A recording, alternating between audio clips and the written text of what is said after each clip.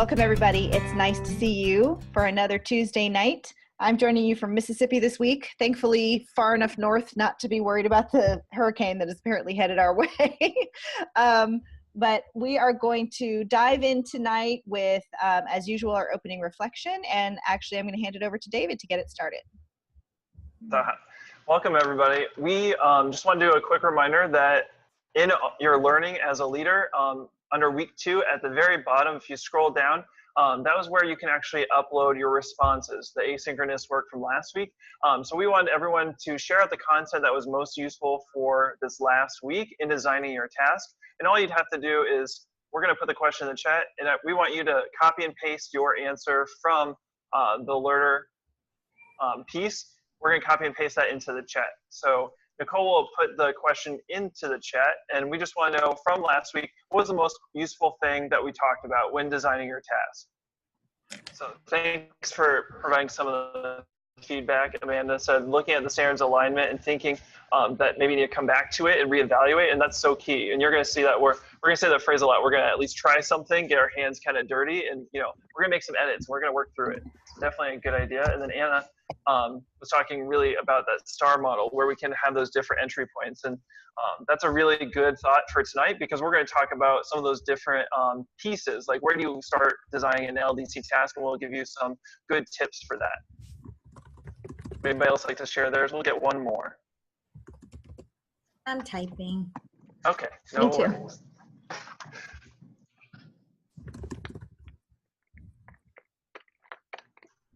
Yeah, and that's always fine.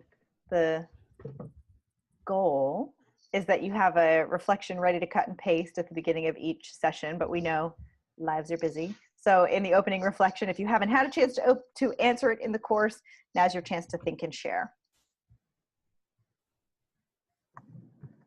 Perfect. Asa is saying different entry points so we can do some trial and error, and that's what it's all about, really trying to see what works and what doesn't work and kind of adapting. So don't ever feel stuck, like you're stuck in one spot. You can always make a change. Okay. Oh, and someone that is near and dear to my heart is the chart, that chart for the different student products. So the conversation to really talking about how we can narrow down to the focus standards. Those are some really tough decisions, but some fun ones too, especially when we get to talk them out with our thought partners. So thank you guys for sharing. We're going to get started, and I'm going to go into week 3. So I'm just going to click on the next week to show that to you guys. So just to think about what we're doing today, our agenda for today is really to look at the first feature, which is snapshots on LDC core tools. Then we're going to talk about unpacking those high quality tasks, and really I'm going to talk about some of the starter tasks that you can use. So again, a great place to not feel overwhelmed, but a good starting point. Then we're going to go into pitfall review with our thinking partners, which is going to be our cohort for tonight, since we're such a small group. And we're going to talk about next steps.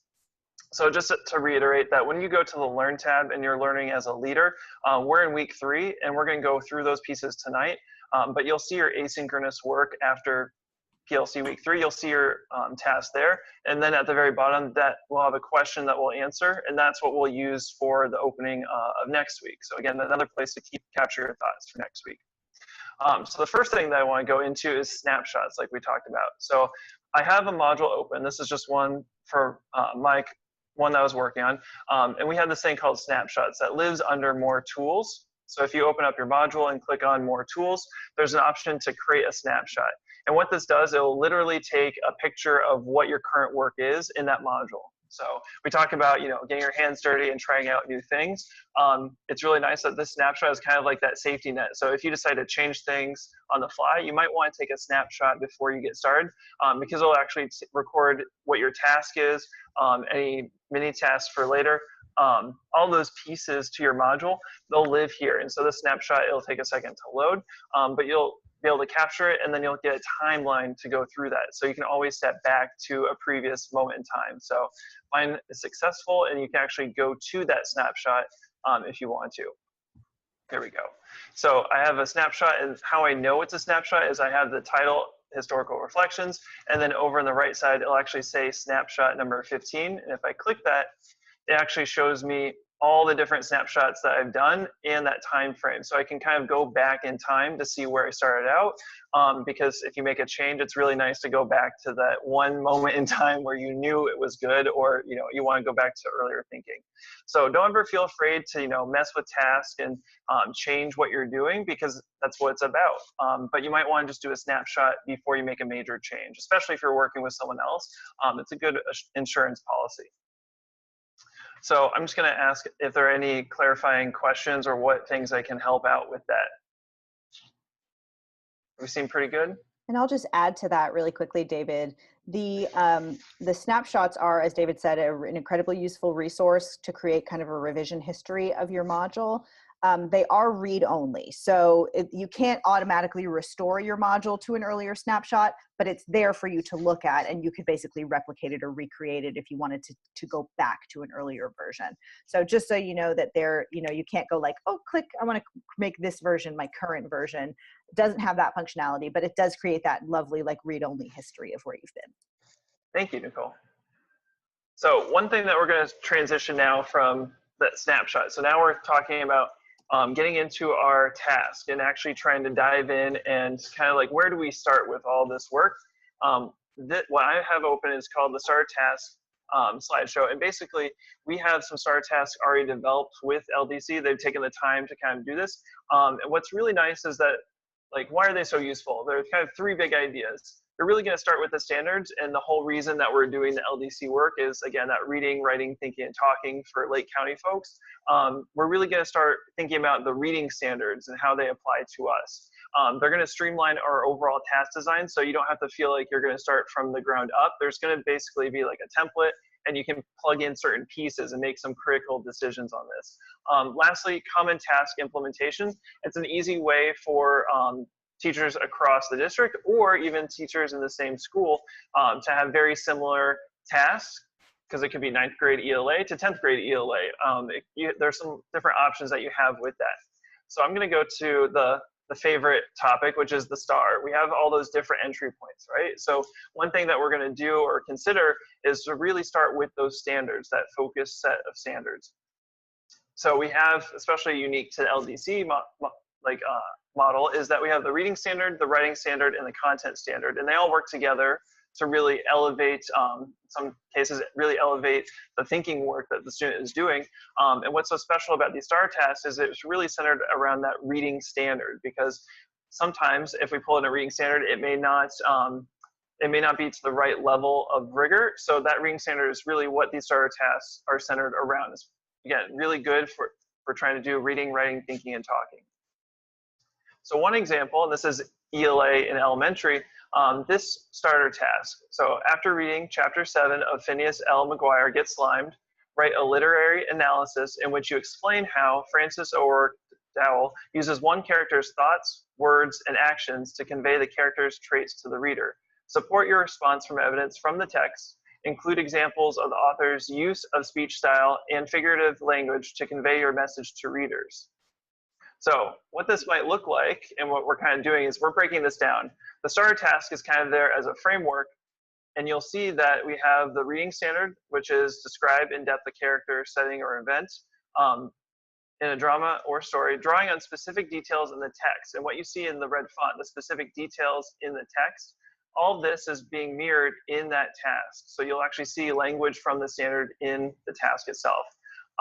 You'll see, like, describe a character in depth. Depth is in blue, and that's represented in the task of convey the character's traits to the reader.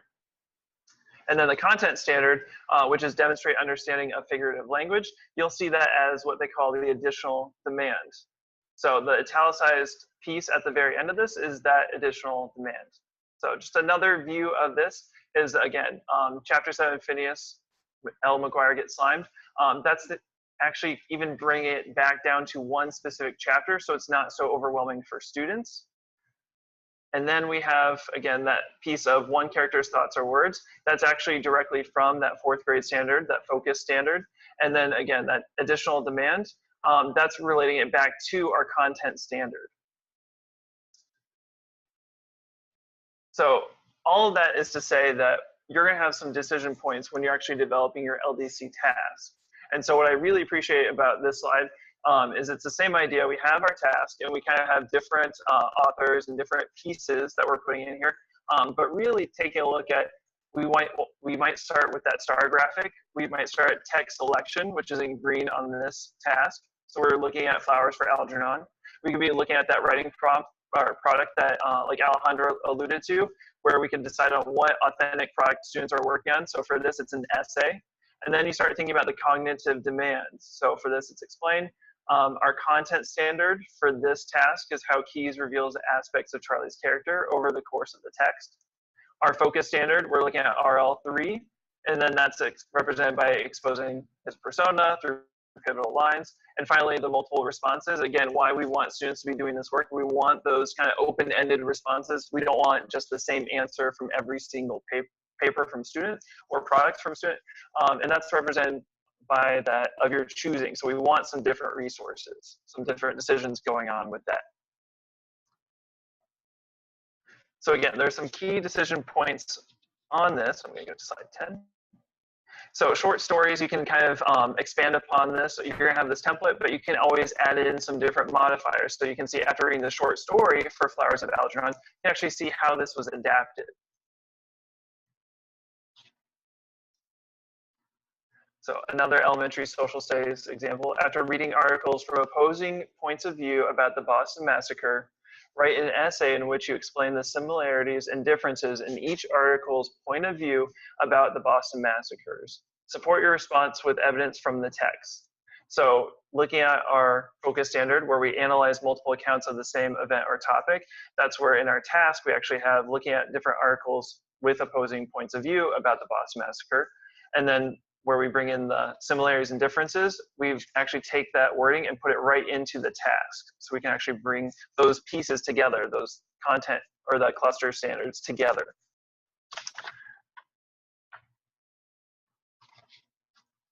So thinking about like what we did last week with that bus integration suggestions that we read about with MLK, these star tasks were just another way that we can really understand how to use some of the pieces, like how we have these starter tasks, how we have some of the thinking work and some of the products, how do we can make some of these decisions to actually develop our own modules, and really thinking about how the standards support each other to get to that like larger idea of think work. So with that, I'm actually going to have Nicole bring us on board. She's going to talk more about unpacking these high quality tasks. Yeah, thanks, David. So remarkably, this may be the first time this has ever happened in one of these sessions, we're ahead of schedule.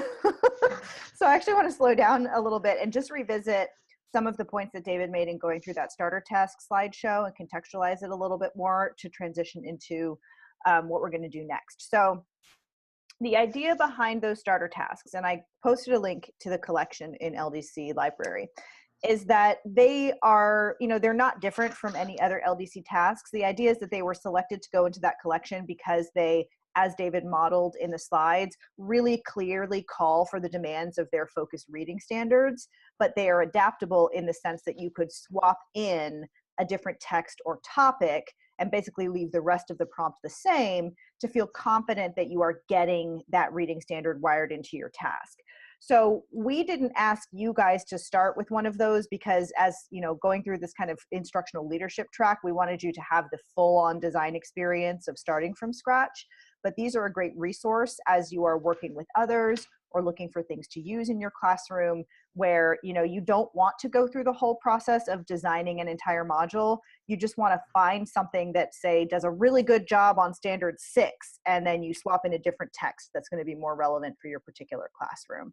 So it's kind of like the existing LDC task template, just taken up to the next level where some of those blanks are even already filled in for you and you just tweak it from there rather than filling in from blank yourselves.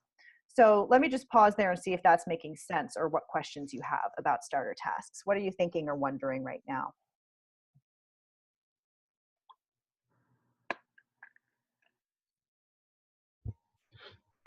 I mean, as someone who's delivered PD on LDC, with teachers in the past, a lot of teachers in the past, I really like this starter set as an example, like to use as examples of, that's something we always lacked in some of the PD was like, here's what LDC is. We could get some of those larger things, but we always, you know, the more you can provide examples of what we mean by a focus cluster of standards, what we mean by standards working together. Here are some examples, you know, what we mean by hardwiring the standards into your task. So just looking at, I'm not at a school, so looking at it from a PD standpoint, that's one way you could go. Yes. Does that make sense? If I was at a school, I'd be thinking like if I have other teachers who are asking me, what are you doing? This might be a good, you know, resource for like, well, here, take a look. Here are some examples. Here's what I mean, you know? Yeah. Any other thoughts or questions? I just wanted to say that I agree with Seth. I know that when we started last year writing the tasks, it was difficult because we didn't really actually know what we were going for.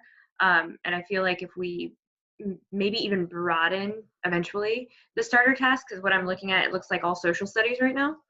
I don't know if there's other content areas. There are. That could be really helpful for new people coming in, because people now even are like, what are you doing? How can I make that fit? And it's, you know, in such a short period of time, it's very hard to put it out there for them. Whereas if they see a task, like Seth said, at the school level, it's a lot easier for them to be like, well, I can do this text instead of what you're doing. I kind of have to agree with Anna and Seth, because I was working with a teacher who I think you guys worked with a little bit over the summer, and she was struggling because the team wants to do one thing, the 9th grade team wants to do it one way, but I don't want to like overstep my boundaries and say, hey, this isn't exactly the way this previous person should do it, or this is, you know, we want to revamp this task a little bit, and showing them these templates or starter tasks is going to be easy, because I can sit there and say, maybe if you plug it in here, it'd make a little bit more sense compared to trying to redo one that you already have. Absolutely. So again, the other feature of these starter tasks is, I'm going to share my screen. They've been selected because they are good examples and because they clearly have the language of the standards inside of the prompt. But they also, and there may be a few in the collection that still don't have these yet, but for the most part, when we put them in starter task collection, we added annotations in the comment bubbles to point out the kind of thinking behind the task design, like why it makes sense and how you could swap in other things without fundamentally changing it or kind of unraveling the intention of the task, right? So like this slide shows an example of that. I'm going to go into presentation mode so that it's clearer, so I won't be able to see your faces for a second. But the point here is that if you were looking at this in Core Tools, these same comments would be in comment bubbles, and it would point out things like, hey, if you're doing standard 3, which is about character development, you probably want to use a short story or a novel, right? Which seems pretty intuitive, but just in case it's not obvious, you know, probably don't choose a poem for a character development task. And short stories, you know, are good for this reason. Novels are good for a different reason. So consider that if you're choosing a text to swap in. But what's in purple here are the things that you would change if you put in a different text here, and you could leave everything else the same, right? Because we could think of probably, you know, hundreds of short stories in which key aspects of a character are revealed over the course of the text through pivotal moments or pivotal lines of text. That is really what standard 3 is all about. So you don't have to do it with Flowers for Algernon. All you'd have to do is replace those pieces that refer specifically to Algernon with whatever text you choose to swap in. Now, in social studies or science, it sometimes involves a little bit more complexity in adaptation, because you might be changing like the topic rather than the text, and that might involve some other alterations. But we are going to get into some examples of that shortly to think about what it would really look like to do that with a content area text. And even like the example, where's that social studies example?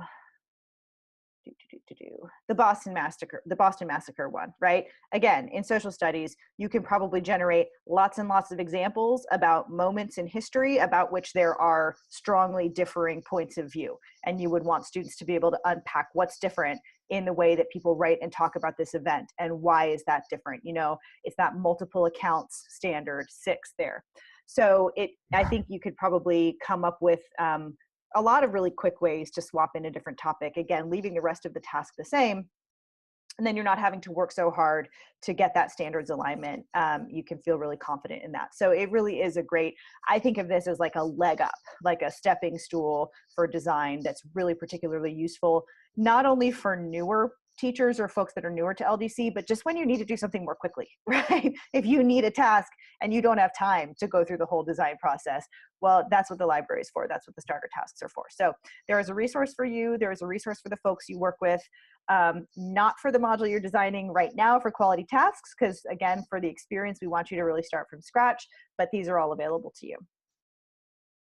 And that being said, what we're going to do now, and since we're a small group tonight, we're going to stay in one group as opposed to going into breakout rooms, is just think about, why are these tasks high quality? What is it that works about them? How do the pieces really click together to make a strong and coherent task? So that you have strong models in mind as you are going deeper into your own design process. So, you know, we have found there's a lot of value when you're thinking about how to put together something new in looking at strong examples and looking at non-examples, right? Tonight, we're going to focus on strong examples. A little bit later, we're going to focus on task pitfalls, which is sort of like, and here are all the common ways that tasks can go wrong so you can avoid them. But we're going to start with the strong. And we're going to do this first through some sort of general questions and unpacking what makes a task strong, but also by looking a little bit, just very lightly, at the criteria in our curriculum alignment rubric, which is the tool that we use for peer review. And many of you here in this group have had your modules submitted through peer review. You've gotten feedback from that experience based on the curriculum alignment rubric, but that's the tool that we use to, you know, award that good to go or exemplary star to vetted tasks in our library. So we're going to use this exercise tonight as a way to also become just a little bit familiar with that rubric. You know, what are the characteristics of a good to go or exemplary task? And in a way, this is an opportunity for you to see, like, what is the bar to which your task is going to be held when at the end of this 8 weeks you submit for national peer review, so that it doesn't come as a surprise when, you know, you're getting evaluated on a rubric that you've never seen, right? We don't want to do that to students. We don't want to do that to professionals. So we're going to take a peek at that tonight.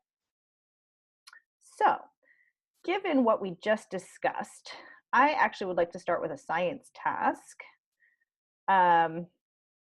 And it's true, we don't have as many starter tasks in science as in some of the other disciplines right now, although we are working on updating this because we've had some really high quality tasks come into the library that we want to pull in as starter tasks. But what we're going to do is all look together at a task, and we're just going to talk about it. What makes it strong? Why does it work well? How could we adapt it using other topics? And I am going to go with this one. Because this is, I think, probably a pretty handy task in many science classrooms, or kind of a task shell. And I'll put the link to the specific task in the chat. This task is all about examining cause and effect of a complex phenomenon, and it has the focus standard of RST2, which is about central idea. So take a few moments right now to get into this module in Core Tools. I'll stop sharing my screen in a moment, and read through section 1. So when I say section 1 of a module, what I'm talking about is the overview, the kind of description of the curriculum, right? The grade level, the discipline, the course, and then the task prompt and its standards. I'll ask you also to take a look at the texts. Don't read them, they're very long in some cases, but just notice what they are, what kind of texts are being used in this module, and then stop there. Don't go any further. So just section 1, the overview, the task, the standards, and the texts. And let's take a solid, like, 3 or 4 minutes just to glance through this and become familiar with it. Then we're going to open up a conversation about the task. And whenever you feel like you've had a chance to get familiar with the task, start to think about what makes it strong. You could just pop a ready in the chat so that I know you're ready to talk. That'll help me know when to move on. Oh, kitty. Oh, I miss my pets when I'm on the road. I like seeing yours. Okay, I see lots of readies in the chat.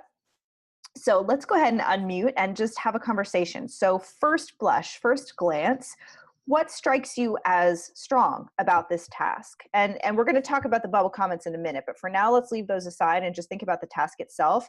What's strong about this task? I like the choice that the students were given to explain one of the effects, to kind of become the expert on one instead of given, hey, this is a topic, tell me what the effect is or explain that one effect. I feel like it gave them some autonomy, which sometimes they don't feel like they have in a classroom. Right. So there is built right into the task prompt an opportunity for diverse responses from students, right? They Yeah. get some autonomy.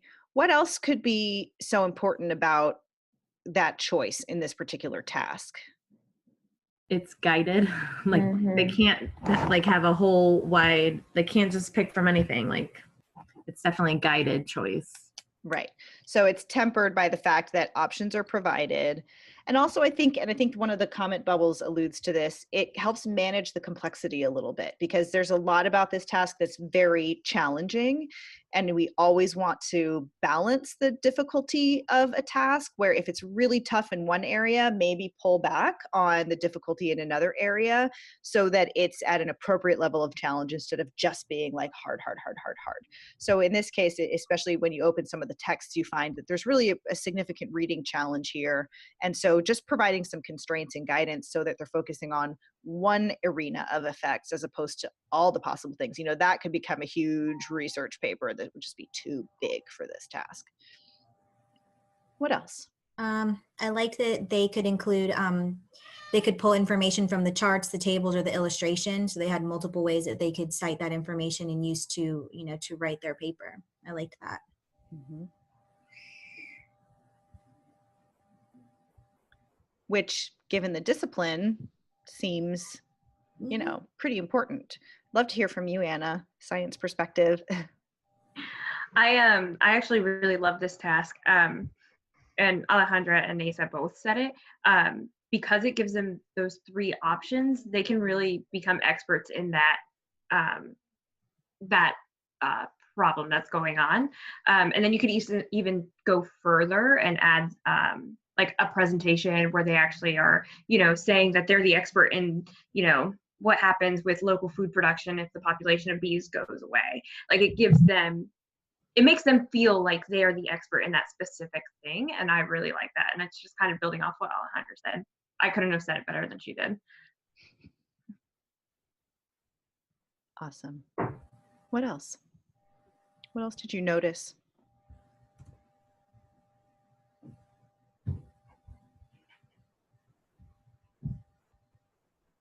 I noticed. Sorry, Seth. Oh no. I'm wondering about the text. Just I didn't click on them or anything like that. But it seems like it would be like if I was teaching biology, I would just want to use this module because I really wouldn't want to go find all my own texts because then I could be in danger of like regurgitation, right? The right combination of text where they actually have to lift information, like you've already talked about, diverse responses. You know, I think that's also in relationship to the texts. Absolutely. And I'm going to come back to that point in a moment. What were you going to say, Anna? I was going to say, I think Seth said it in the chat when he said he was ready. It actually says after reading as opposed to researching. So it kind of doesn't allow them to go off and find maybe not reputable sources, if that makes sense. Yeah. It kind of teaches them what they should be looking for as opposed to Wikipedia. Yes. So I like that. Yeah, that's a great point. And actually, I don't think we've talked about this yet, but when you are building out a task, you have that very first choice you make, actually, speaking about decision points in a task, is whether to put the word reading or researching. And sometimes people interpret this in different ways. So after reading generally implies that the teacher is selecting and providing the texts and that they are, you know, carefully identified to serve a specific purpose and the students are analyzing something about that particular text. It could be more than one text. After researching, clearly can mean students are off doing independent research and having to evaluate the credibility of sources and find relevant information and all of those key skills. There is also a fuzzy territory, and it just kind of honestly depends on who you ask at LDC. But like some people would actually use the term researching for this task because students are still applying some of the skills of researching to range across multiple texts and pull relevant information and synthesize information across multiple texts. It's almost like mini research, right?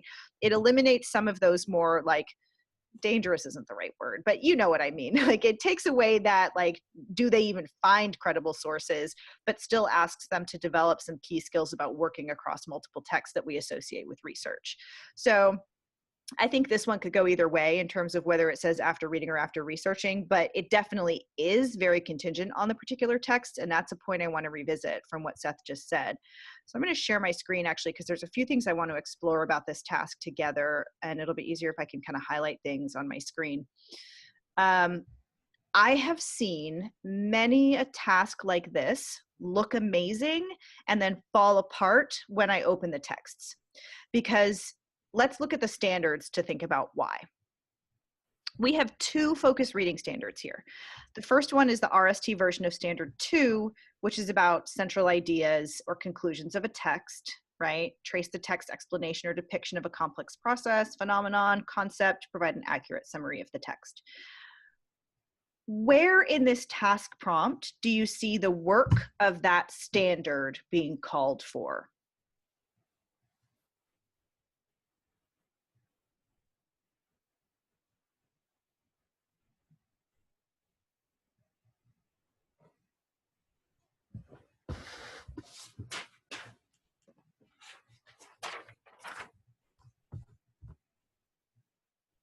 It's only kind of a trick question, I promise. It's not really explicitly there in the same way that we saw in some of those slide examples, right? It's more implied, right? Like Yeah. in order to examine the causes of CCD and explain the effects, you probably had to determine the conclusions of these texts that you've read and gone from there. Right. Okay. That's exactly right.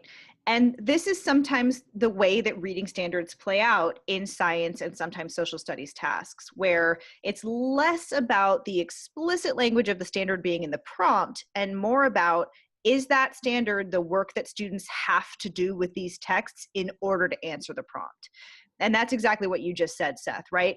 In order to answer this prompt, they have to determine the conclusions of those texts. They have to trace those text explanations of a complex phenomenon, because really, I mean, I found this fascinating reading all this about colony collapse disorder. It's very complex, and it turns out people may not actually know why it's happening, but they have to do those things in order to successfully answer this task. But on the flip side of that, the teacher has to provide texts that call for students to do that work. And in this case, they do. These texts are quite complex. You're getting a USDA report. It's like very authentic. It's not simple, easily chunked information that students will just regurgitate. They're really going to have to dig into that text to understand the content. So it really is up to the challenge of having students do this work. That's big. So this is like last year you guys kept talking about that in science and social studies. What is the kind of thinking work that we want students doing as they examine these texts? So you might not see the reading standard as clearly as you would in the task, as you would in ELA, but yet they have to do that thinking work with the texts in the module. Exactly. All right. That's hitting me in a new way tonight. I don't know, even through all of last year, but I just saw it in a new way. This is good. Yeah. And then when we get into quality skills and instruction, the question will be, are we actually teaching students how to do that with the text explicitly? You know, are we really breaking down that skill and supporting students in doing it and not just handing the text to them and saying, figure it out? And then here we also have the RST 7, which is about that relationship between kind of visual and written forms of information. Here you can see that a little bit in the additional demand, right? The charts, tables, and illustrations, being able to adeptly go back and forth between different ways of representing information are here in the prompt. So many of these points that you all have made are called out in some of the bubbles, the comment bubbles, where if you were going to take this task and adapt it to, say, a different complex phenomenon, a different topic, because maybe colony collapse disorder doesn't make sense in your course, these are some things to think about as you develop your own version of the task, right? Making sure that there's room for different interpretations so that it doesn't just become about paraphrase, like you said, widening or narrowing the scope of the choice. In this case, it's been narrowed for students to help manage the complexity. The writing product, right? This task calls for a very specific writing product of a Scientific American magazine article. And if you're not prepared or you don't have the time to teach what it really means to write a Scientific American magazine article, maybe pull it back to a more standard academic type product of just a simple report, right? And so it just all of these considerations about how to make this fit in your classroom are addressed in the comment bubbles. And then there's a little bit of notes about, again, how these standards fit in. So I want to stay with this task for a couple more minutes, and then we'll look at another example in a different discipline. What time is it? Yeah, we'll do it a little more quickly. But I also want us, again, to get a little bit familiar with the good to go and exemplary criteria in the curriculum alignment rubric. So I'm going to stop sharing my screen. And David, if you could post in the chat the link to the rubric itself. I want to give you a moment to pull that up. And then just one more time, look at this task, this time with the lens of where do I see the criteria for good to go or exemplary represented in this task? Or how does this task help me understand what good to go or exemplary mean on this rubric? And if you haven't seen the rubric before, I'm going to share my screen one more time and just point you to a couple of key things. The first page is the task pitfall checklist, which we'll get into later. And then it gets into the rubric itself. For the task scoring guide, there are several different dimensions. There's content and literacy skills, that first key dimension, which is really about standards alignment. There's clarity and coherence, which is about, is it focused? Is it clear? Do the pieces all fit together? There's a section to evaluate the texts themselves. Are they relevant to the task? Are they appropriate for the grade level? Are they, do they provide enough material to give multiple responses? And the writing product. So again, we just talked about the fact that this one has a Scientific American article. Is that appropriate to the discipline? Does it make sense for the purpose of the task? These are the kinds of questions that are addressed in the rubric. So here's another tip and trick in Core Tools. If you don't want to open the whole PDF rubric in a different tab, and you're already inside of a module, you can actually bring up the rubric so that you can see it at the bottom of the screen while you're looking at a module. So when you use that red More Options button that's always so handy dandy for pretty much anything you want to do with a module, one of the options is simply Show Rubric. And here it actually pops up on the bottom of my screen where I can make it small, I can pull it up to see the details, I can click through the different dimensions, and so on.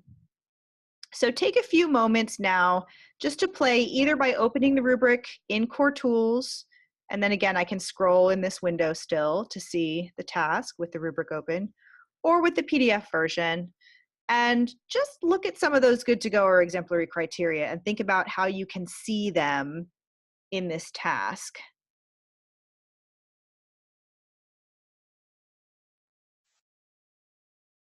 All right, I know you haven't had very much time and I still see lots of concentrating faces, but before we go any further, I also just want to open up and pause for a second and see if you have any questions about the curriculum alignment rubric itself. Like, what is it or how is it used? Because some of you are familiar with it and some of you are not. So any questions about the curriculum alignment rubric?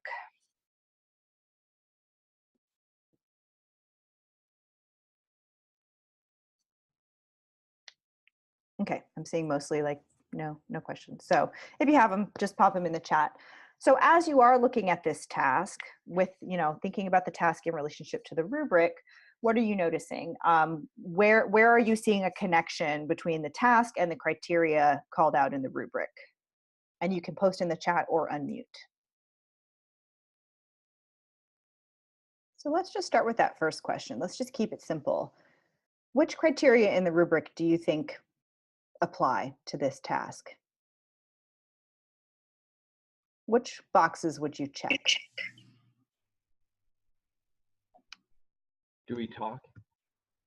You are more than welcome to talk or post in the chat if that makes you happier. Okay. I think I saw for, oh, sorry, Seth. No, go. I was gonna say for content and like, where is it that I saw it? For content and literacy skills, the good to go is clear because it has the 2 to 4 focus standards. But I think it probably can say that it amplifies each other. So it probably can even push over and check off to exemplary on that. Yeah. So you really see that good fit between the focus standards. They really come together to create something better than the sum of the parts. Absolutely. I agree.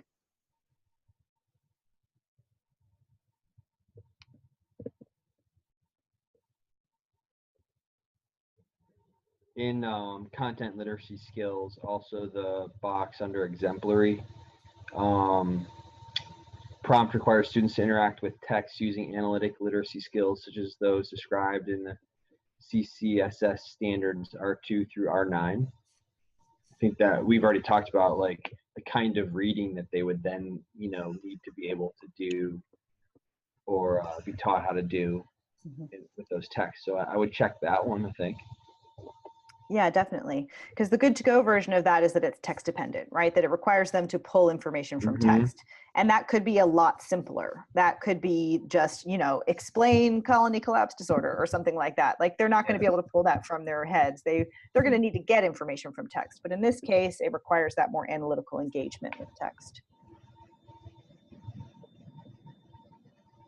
Anything else? I would even say with the clarity and coherence, I know that if I were a student in biology and I read this task, I know exactly what the teacher wants from me.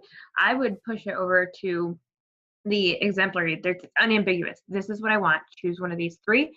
And then that, I want you to write this type of product. So I think that was really clear. Unambiguous and precise. Yep. And this task does have an exemplary rating in our library. So you all are definitely spotting that distinction of how it's really got that level of precision and calls for that level of complex thinking that really characterizes an exemplary task. So I know that we could spend much more time on this and looking at other tasks and getting deeper into the rubric, but we just wanted to introduce you to those things tonight because they can be resources to you in your own work. So I really encourage you to play around in the starter task collection, look at examples in your own discipline for inspiration, or just to do some of this thinking about what makes a strong task strong in your own discipline, and continue to get to know the curriculum alignment rubric. We'll revisit it again briefly before we're done with this course and before you're submitting your own task to peer review, but at least now you've had a chance to kind of take a peek at that. So I am going to turn it back to David for our last couple of segments for the evening. Thanks, Nicole. So as we're going through this and we're really thinking about making some changes and kind of looking at that rubric, that curriculum alignment rubric, I want you to think about that as we go into this next week's asynchronous work. And what we're going to do is we're actually going to have some thought partners, and Nicole's going to post our groups, but we're going to have some groupings just to help each other out, and that's going to be Amanda, Nasa, and Seth together working in one group, Anna and Sonia, Alejandra and Natalie, and then Brittany and Susie. So that'll be kind of our thought partners when we're going through this, someone to bounce off ideas and kind of ask them certain questions like, hey, what do you think about this? And start a conversation so we can make some of those changes. Without further ado, I do want to get back to share my screen. Our asynchronous work, what I was just mentioning. So when in doubt, one of the easiest ways to get to like these screens is to go to learn, and then we're going as a leader in week 3. We're in week 3 right now, but after today, we're going to have to complete session number 4, which is that pitfall review and feedback using the CAR, which is the tool that we already use. But one thing I want to point out is really, how do you actually know where you're at with your progress. I just want to highlight that as you're going through this work, you'll notice the status indicator over in the top right, and it's going to be a circle that fills in with green when you're finally finished. And how it does that is that as you work, we're going to keep going down, you'll have some different action items. So you kind of click your way through and you click submit, but there'll be some action items. And once you submit that, you'll see them update over here in the top right, and you'll see your status indicator over here that will start turning green, and the complete circle indicates that you're done with that session. So we just need to make sure that we're going through this. And like I said, this week, we're going to really take a look at our linked module to the collection and utilize that curriculum alignment rubric that we were just looking at, but with our task and our thought partners. So I just want to make sure that as you go through this, all of those action items, as you go through the learning, you check off those and submit those, just so it keeps track and you know where you stand, because it's really nice, especially for some people in our group, like to check things off and make sure that everything is done. I know it's a good feeling of accomplishment when you can actually, earn your badge, because that's how it happens. In order to earn our badges through the certification process, we need to make sure that all the action items are checked and we submit that. So any questions on that? I'm just going to add one thing, David, that we put the suggested thought partners in the chat, and of course those are based on discipline and role. I think they're pretty clear why we put those partnerships together. But for this week, what we would really like you to do is actually do the pitfall check that is described in this session for your partner, so that you're actually looking at each other's task and not just your own. And you can actually look at each other's tasks, see if you notice any pitfalls. You can use comment bubbles. You don't have to get together. You can do it completely asynchronously, because Core Tools allows you that power of collaboration to leave comments on each other's work. But if you're willing to actually share and get that second set of eyes on your task, even now, even if it just feels like it's still just a seed of an idea and you don't want anybody else to look at it yet, I get that feeling. I'm very protective of my work until I feel like it's ready. But as you'll see when we start next week, really getting into task workshopping, collaboration is an immensely powerful lever in getting our tasks to quality. And I know that those of you who have designed tasks already can speak to that a little bit. So please don't be shy. Please share with one another, get in there, leave comments on each other's modules. That will also require that you do put your task in our collection, which most people haven't done yet. And so if you haven't had a chance or you're not sure how to do that, please just stay on after the end of the session tonight and we can do a quick refresher on that. It really just takes a couple of seconds, but that way everybody can see it and you can give comments to one another. All right, so with that, we're going to do our final word whip. It's going to be a pretty easy one. So what's one thing that's resonating with you, like a short word or phrase? And you can unmic so we can hear what you say. So just let us know what's resonating with you after this discussion today. Looking back at that check for pitfalls, looking at the rubric and some of the pieces that we mentioned tonight. So post in the chat or just open up your mic, and we want to hear from you.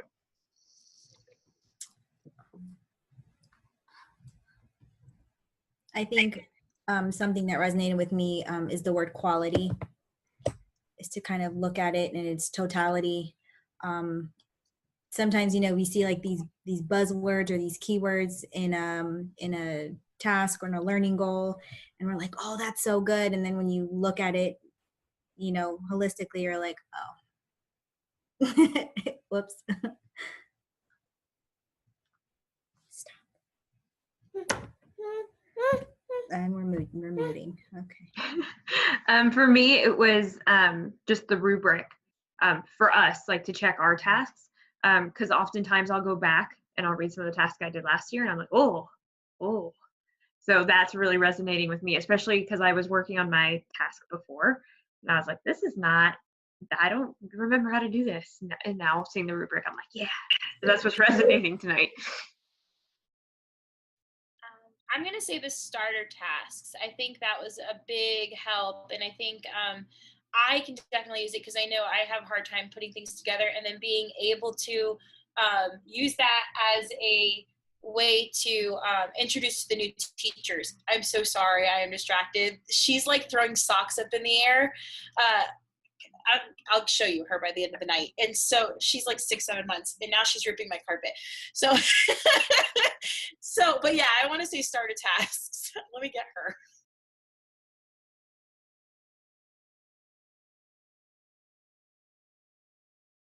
I think for me, it was what Nicole just said, which is leveraging the collaborative aspect to make your task better. I think at the end of the day, that's what I want to make sure that I'm doing for my students in this second year of LDC. So.